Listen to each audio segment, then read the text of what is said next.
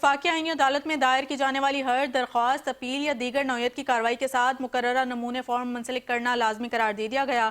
اسی حوالے سے مزید تفصیلات جانتے ہیں بیورو چیف اسلام آباد بلال ڈار سے۔ بلال بتائیے گا۔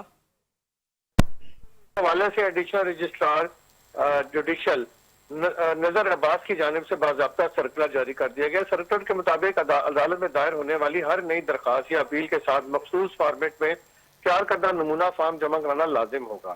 یہ form advocate on record, advocate supreme court یا ذاتی حیثیت میں پیش ہونے والی درخواست گزاروں کے دفتر سے مکمل کیا جائے گا۔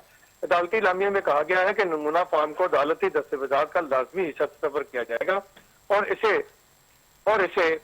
درخواست کے ساتھ منسلک کرنا لازم ہوگا۔